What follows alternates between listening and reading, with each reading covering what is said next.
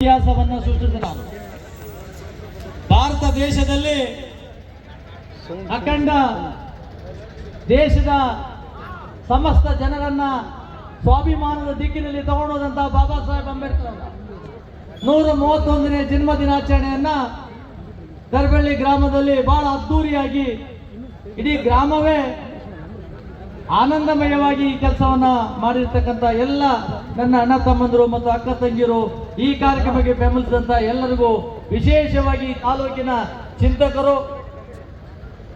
ಶಾಸಕರಾಗಿ, ಸಚಿವರಾಗಿ, ದೀನ ದಲಿತರ ನಿರಂತರ ಸೇವೆಯನ್ನ ಮಾಡ್ತಾ ಇರ್ತಕ್ಕಂಥ MTV ನಾಗರಾಜ್ ಅವರಿಗೆ ನಾನು ಮನಸ್ಪೂರ್ವಕವಾಗಿ ಅಭಿನಂದಿಸಿದ. ಸಮಯವನ್ನ ನಾನು ಹೆಚ್ಚಿಗೆ ತೆಗೆದುಕೊಳ್ಳೋದಿಲ್ಲ, ಆದರೆ ನನ್ನ ನೋವಿನ ಎರಡು ಮಾತುಗಳು ಬಾಬಾ ಸಾಹೇಬ್ ಅಂಬೇಡ್ಕರ್ ಕೊಟ್ಟಂತ ಆಲೋಚನೆಗಳನ್ನ, ಇವತ್ತು ಬಾಬಾ ಸಾಹೇಬ್ ಅಂಬೇಡ್ಕರ್ ಅವರು ವಿಷವನ್ನ ಕುಡಿದು ನಮಗೆ ಅಮೃತವನ್ನ ಕೊಟ್ಟಿದ್ದಾರೆ. ಈ ಅಮೃತ ಎಲ್ಲಿ ಹೋಗ್ತಾ ಇದೆ? ಯಾರು ಕುಡಿತಾ ಇದ್ದಾರೆ? ಅಮೃತವನ್ನ ಕುಡಿತಾ ಇರ್ತಕ್ಕಂಥವರು ನಮ್ಮಲ್ಲೇ ಮೇಲೆ ಬಂದಿರ್ತಕ್ಕಂಥ ಒಂದು ಬಲಿತ ವರ್ಗ ಇವತ್ತು ಮೀಸಲಾತಿಯನ್ನು ತಿಂತಾ ಇದ್ದಾರೆ. ಇವತ್ತು ಕೂಲಿ ಮಾಡಂತವರು, ಚಪ್ಪಲಿ ಹೊಲಿಯಂತವರು, ಜೀತ ಮಾಡ್ತಕ್ಕಂಥವರು ನಿರಂತರವಾಗಿ ಇನ್ನು ಗುಡಿಸಲಲ್ಲಿ ಹೆಚ್ಚಿನ ಮನೆ, ಸೀಟಿನ ಮನೆಯಲ್ಲಿ ಇರ್ತಕ್ಕಂಥದ್ದು ನಾವು ನೋಡ್ತಾ ಇದ್ದೇವೆ. ಇವತ್ತು ಅಂಬೇಡ್ಕರ್ ಅವರು ಕನಸು ಹೊಂದಿತ್ತು, ಕಟ್ಟ ಕಡೆಯ ಸಮಾಜದ ಕಟ್ಟ ಕಡೆಯ ವ್ಯಕ್ತಿಗೆ ನ್ಯಾಯ ಸಿಗಬೇಕು, ಸಮಾನತೆ ಸಿಗಬೇಕು ಅಂತಕ್ಕಂಥ.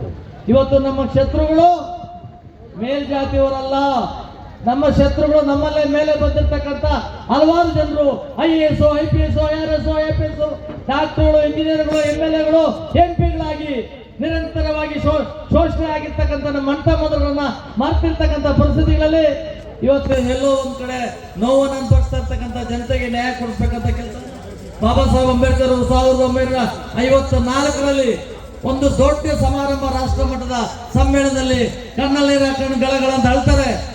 ನಾನು ಯಾವ ಉದ್ದೇಶಕ್ಕೆ ಮೀಸಲಾತಿಯನ್ನು ತನ್ನೋ ಆ ಮೀಸಲಾತಿಯನ್ನ ನನ್ನ ಹಳ್ಳಿಯಲ್ಲಿರ್ತಕ್ಕಂಥ ನಿರುದ್ಯೋಗಿಗಳು, ಬಡವರಿಗೆ, ಅಮಾಯಕ ಜನರಿಗೆ ಸಿಗ್ತಾ ಇಲ್ಲ.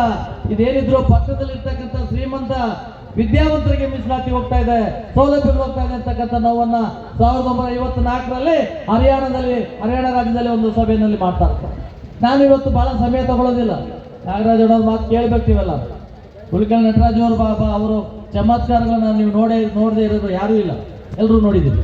ಆದರೆ ಒಂದು ನೋವಾಗ್ತಕ್ಕಂಥ ಘಟನೆ, ಬಾಬಾ ಸಾಹೇಬ್ ಅಂಬೇಡ್ಕರ್ ಕೊಟ್ಟಿರ್ತಕ್ಕಂಥ ಮೀಸಲಾತಿ ಸರ್ಕಾರಿ ಸೌಲಭ್ಯಗಳು ನಿಜವಾದಂಥ ಬಡವರಿಗೆ ಹೋಗ್ಬೇಕು, ನಿಜವಾದಂಥ ಕಟ್ಟ ಕಡೆಯ ಗುಡಿಸಲಲ್ಲಿರ್ತಕ್ಕಂಥವರು, ಚಪ್ಪಲಿಯಲ್ಲಿ ಹೊಲಿತಾ ಇರ್ತಕ್ಕಂಥವರು, ದೇಶದಲ್ಲಿ ಇರ್ತಕ್ಕಂಥ ಅಮಾಯಕ ಜನರಿಗೆ ಇವತ್ತು ಮೀಸಲಾತಿ ತಲುಪಬೇಕಾಗ್ತದೆ.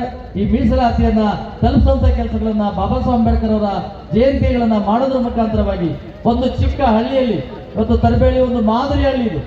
ಇವತ್ತು ದೇಶದಲ್ಲಿ ಇವತ್ತು ಅತ್ಯಂತ ವಿದ್ಯಾವಂತರಿರ್ತಕ್ಕಂಥದ್ದು, ಸುಶಿಕ್ಷಿತರಿರ್ತಕ್ಕಂಥದ್ದು, ಮತ್ತೆ ಎಲ್ಲ ಸ್ವಾಭಿಮಾನದಿಂದ ಯುವಕರು ಇವತ್ತು ವಿಜೃಂಭಣೆಯಿಂದ ಮಾಡಿದ್ದಾರೆ. ಇವತ್ತು ಈ ಕಾರ್ಯಕ್ರಮದಲ್ಲಿ ಎಲ್ಲರೂ ಪರೋಕ್ಷವಾಗಿ, ಪ್ರತ್ಯಕ್ಷವಾಗಿ ಸಾಕಷ್ಟು ಜನ ಜಾತ್ಯತೀತವಾಗಿ, ಅಂದ್ರೆ ಯಾವುದೇ ಜಾತಿಗೆ ಸೀಮಿತಗೊಳಿಸದೆ ಬಾಬಾ ಸಾಹೇಬ್ ಅಂಬೇಡ್ಕರ್ನ ಗೌಡರು, ಲಿಂಗಾಯತರು, ಬ್ರಾಹ್ಮಣರು, ಎಲ್ಲ ಜಾತಿಗಳ ಜನರು ಇವತ್ತು ಕಾರ್ಯಕ್ರಮದಲ್ಲಿ ಅದ್ದೂರಿಯಾಗಿ ತೋರಿಸ್ಕೊಂಡಿದ್ದಾರೆ. ಇವತ್ತು ಬಾಬಾ ಸಾಹೇಬ್ ಅಂಬೇಡ್ಕರ್ ಬಗ್ಗೆ ಒಂದು ಮಾತು, ನನ್ನ ಹೆಣ್ಮಕ್ಳು, ನನ್ನ ಅಕ್ಕ ತಂಗಿಯರು ಇಲ್ಲಿದ್ದಾರೆ, ಅಕ್ಕ ತಂಗಿಯರು ಇವತ್ತು ಇಲ್ಲಿ ಕೂತಿರ್ತಕ್ಕಂಥವರಿಗೆ ನನ್ನ ಒಂದು ಮಾತು, ದೇಶದ ಮೊದಲನೇ ಕಾನೂನು ಮಂತ್ರಿ ಆಗಿದ್ದಂತ ಬಾಬಾ ಸಾಹೇಬ್ ಅಂಬೇಡ್ಕರ್ ಅವರು ಕಾಮನ್ ಸಿವಿಲ್ ಕೋಡ್ ತರಬೇಕು ಅನ್ನೋ ಪ್ರಯತ್ನ ಮಾಡ್ತಾರೆ. ಕಾಮನ್ ಸಿವಿಲ್ ಕೋಡ್ ಅಂತಂದ್ರೆ ಹೆಣ್ಣು ಮಕ್ಕಳು, ಎಲ್ಲ ದೇಶದಲ್ಲಿರ್ತಕ್ಕಂಥ ಎಲ್ಲ ಹೆಣ್ಣು ಮಕ್ಕಳು ತಂದೆ ಆಸ್ತಿಯಲ್ಲಿ ಪಾಲ್ ಕೊಡಬೇಕು, ಓಟಾಕ ಅಧಿಕಾರ ಕೊಡಬೇಕು, ಸಮಾನತೆಯನ್ನು ಕೊಡ್ಬೇಕಂತಕ್ಕಂಥ ಮಾತನಾಡ್ತಾರೆ. ಆದ್ರೆ ನೆಹರು ಅದನ್ನ ಹೇಳ್ತಾರೆ, ಮುಸಲ್ಮಾನರನ್ನ ಯಾವುದೇ ಕಾರಣಕ್ಕೂ ಕಾಮನ್ ಸಿವಿಲ್ ಕೋಡ್ ವ್ಯಾಪ್ತಿಯಲ್ಲಿ ತರಬೇಡಿ ಅಂತಕ್ಕಂಥ ಮಾತಿರ್ತಾರೆ. ಆವಾಗಲೇ ಬಿಡಿ ಅಂತೇಳಿ ಹಿಂದೂ ಕೋಡ್ ಮೇಲೆ ಆಗ್ತಿರ್ತಾರೆ. ಹಿಂದೂ ಕೋಡ್ ಮೇಲೆ ಆಗ್ತದೆ ಸೇಮ್ ಇಷ್ಟು, ಹೆಣ್ಣು ಮಕ್ಕಳು ಓಟ್ ಹಾಕೋ ಅಧಿಕಾರ, ಎಲೆಕ್ಷನ್ ನಿಲ್ಲೋ ಅಧಿಕಾರ, ಸಮಾನತೆ ಕೊಡಬೇಕು, ಅವ್ರಿಗೂ ತಂದೆ ಆಸ್ತಿಯಲ್ಲಿ ಪಾಲ್ ಕೊಡಬೇಕು ಅಂತಕ್ಕಂಥ ಕಾನೂನನ್ನ ಮಾಡಿಕೊಟ್ಟಾಗ ನೆಹರು ಮತ್ತೆ ಒಪ್ಪೋದಿಲ್ಲ. ಇಲ್ಲ, ಹೆಣ್ಣು ಮಕ್ಕಳಿಗೆ 4 ಗೋಡೆ ಮಧ್ಯೆ ಇರಬೇಕು, ಯಾವುದೇ ಕಾರಣಕ್ಕೂ ದೇಶದಲ್ಲಿ ಇವತ್ತು ಅವರು 4 ಗೋಡೆ ಮಧ್ಯೆ ಗಂಡಂದರಿಗೆ ಊಟ ನೀರು ಕೊಟ್ಕೊಂಡು ಕಾಲ ಕಳಿಬೇಕು ಅಂತಕ್ಕಂಥ ಮಾತಿದೆ.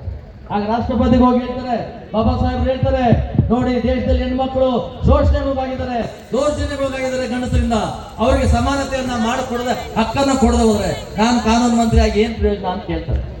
ಆಗ ಹೇಳ್ತಾರೆ ಬಾಬು ರಾಜೇಂದ್ರ ಪ್ರಸಾದ್ ರಾಷ್ಟ್ರಪತಿಗಳು, ಕೆಲವೇ ಅಡ್ಜಸ್ಟ್ ಮಾಡ್ಕೊಂಡು ಹೋಗ್ಬಿಡಿ ಬಾಬಾ ಸಾಹೇಬ್ರೆ, ಈ ಕಾನೂನನ್ನು ಅಡ್ಜಸ್ಟ್ ಮಾಡ್ಕೊಂಡು ಹೋದ್ರೆ ಈ ಕಾನೂನು ತಂದ್ರೆ ಏನು ನಷ್ಟ ಆಗಲ್ಲ ಅಂತ.